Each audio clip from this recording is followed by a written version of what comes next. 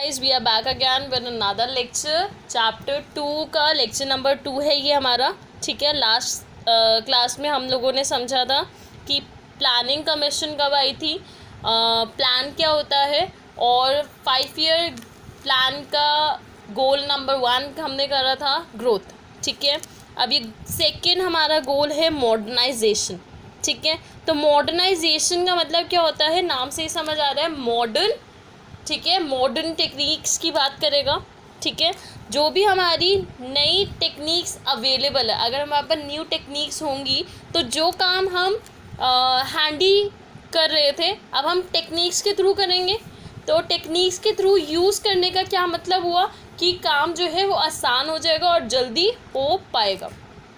ठीक है, बट यहाँ पे मॉडर्नाइजेशन सिर्फ न्यू टेक्निक्स को नहीं कहा गया है, यहाँ पे ये भी कहा गया है कि आपका जो सोशल आउटलुक है, जो आपकी सोच है, वो भी चेंज होनी चाहिए।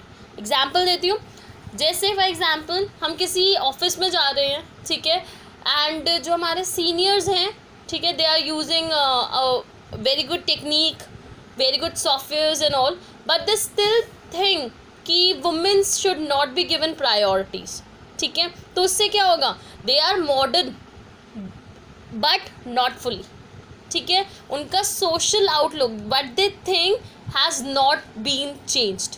ठीक है, तो आप सिर्फ new technique, new methods use करने से मॉडर्न नहीं होते, बल्कि आप अपनी सोच को कैसे चेंज कर रहे हैं उसके थ्रू आप मॉडर्न होते हैं।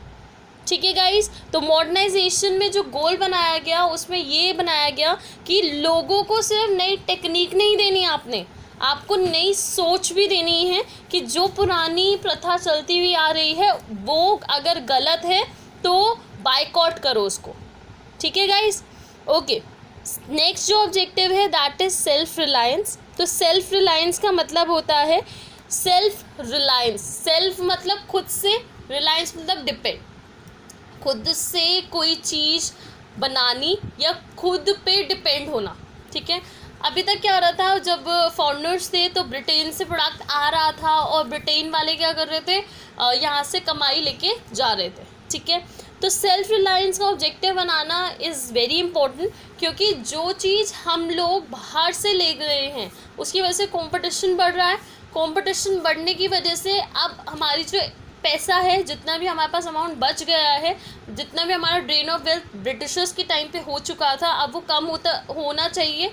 ठीक है, तो वो ड्रेन ऑफ वेल्थ रिड्यूस हो, उसके लिए इट्स वेरी इंपॉर्टेंट कि जो हमारी कंट्री है वो सेल्फ रिलायंस हो जाए, खुद इंडिपेंडेंट हो जाए, खुद वो प्रोडक्ट बनाना स्टार्ट करे। तो सेल्फ रिलायंस में क्या कहा था इन्होंने, economic growth can be promoted with modernisation when countries start producing goods for their own resources. मतलब वो खुद के रिसोर्स यूज़ करके खुद की प्रोडक्शन अगर करने लग जाए, that is the self reliance. ये ऑब्जेक्टिव बनाना इज़ वेरी इंपॉर्टेंट, और अभी भी प्राइम मिनिस्टर मोदी जी ने भी ये एक वन ऑफ द ऑब्जेक्टिव अभी रखा हुआ है कि जितने भी हमारे वर्कर्स हैं, जितने भी हमारी इंडस्ट्रीज़ हैं, they should be self reliance. Instead of depending on foreigners, they should build up their own resources, they should build up their own product instead of depending on others. ठीक है, okay. जो next objective है हमारा, the next goal is equity. Equity is the next goal of 5 year plan. Equity का मतलब होता है equality होना। ठीक है, हर एक इंडिविजुअल को इक्वल राइट प्रोवाइड करना, हर एक इंडिविजुअल को इक्वल रखना इज़ द नेक्स्ट ऑब्जेक्टिव। ये ऑब्जेक्टिव क्यों बनाया गया, क्योंकि हम हर तरीके से डेवलप हो सकते हैं, बट अगर सब इक्वल नहीं होंगे तो अगैन क्या प्रॉब्लम रहेगी इकॉनमी में, कोई रिच है बहुत ज़्यादा और कोई बहुत पुअर है। ठीक है, ये सिचुएशन अराइज ना हो, इसलिए इक्विटी एक गोल बनाया गया। ठीक है, तो इसमें इन्होंने क्या कहा कि goal needed to be consider to ensure benefit of economic prosperity. ठीक है, इकॉनमी की प्रॉस्पेरिटी के लिए, इकॉनमी के बिल्डअप होने के लिए इट इज़ वेरी इंपॉर्टेंट कि हर एक सेक्शंस, जितने भी हमारे सेक्शंस हैं, उन सब में इक्वालिटी हो, चाहे वो एजुकेशन पॉइंट ऑफ व्यू से हो, फूड पॉइंट ऑफ व्यू से हो, या किसी और पॉइंट ऑफ व्यू से हर एक इंडिविजुअल जो है वो इक्वल होना चाहिए। तो these 4 objective, these 4 goals of 5 year plan which are very very important. 4 mark का क्वेश्चन ज़रूर आता है इनके ऊपर। ठीक है, इसके अलावा 1 मार्कर के कुछ क्वेश्चंस हैं जो यहाँ पे इस टॉपिक से बिल्डअप होते हैं। पहला क्वेश्चन है कि पीसी महानोबिनिस्ट, प्रशांत चंद्र महानोबिनिस्ट जो है उनको कंसीडर किया जाता है आर्किटेक्ट ऑफ इंडियन प्लानिंग। तो आर्किटेक्ट ऑफ इंडियन प्लानिंग कौन है? पीसी महानोबिनिस्ट। ओके गाइज, तो ये 1 मार्कर क्वेश्चन बहुत कॉमनली देखा गया है। They ask that who is known as the architect of planning commission, architect of Indian planning. So it is PC महानोबिनिस्ट और प्रशांत चंद्र महानोबिनिस्ट। ठीक है guys, long term and short term goals मैं बता चुकी हूँ। Long term are for 20 years and short term are for 5 years. लॉन्ग टर्म में हमारे जो भी अभी तक हमने पढ़ा, modernisation, equity, self reliance and growth.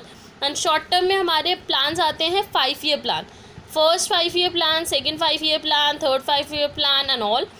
First 5 year plan जो है 1951-56 तक रहा था, ठीक है, जिसका मेन मोटिव था एग्रीकल्चर।